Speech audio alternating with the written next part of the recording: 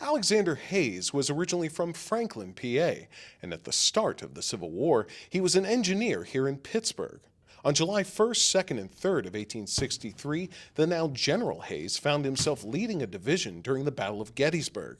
The battle was a turning point in the Civil War, and had the Confederates won the three-day clash, many historians say they could have won the war. But it's what Hayes and his men did on the third day of fighting at Gettysburg that may have saved the Union. Andy Masick, the president of the Heinz History Center, describes what Hayes and his men saw that day as thousands of Confederates marched towards their Union line in what would become known as Pickett's Charge. It was a terrible sight, but the Union men behind their stone wall used their muskets, their artillery swept the field, and Pickett's men, though they reached the stone wall, couldn't hold it.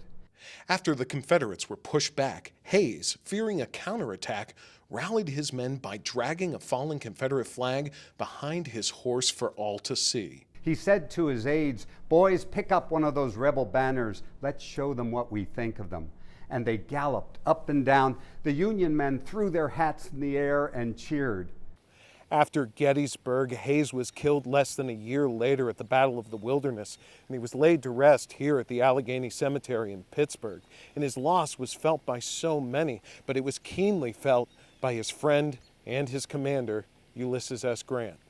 When Grant was running for president in 1868 and came to Pittsburgh, the only place he wanted to see was the grave of his friend, and the city leaders brought Grant to the cemetery to pay his respects.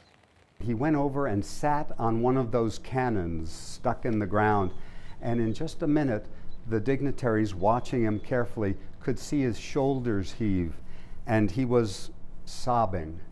Later, the mayor said he wept like a child at the grave of Alexander Hayes. The History Museum remembers Hayes with his sword and his portrait. What do you think his legacy is?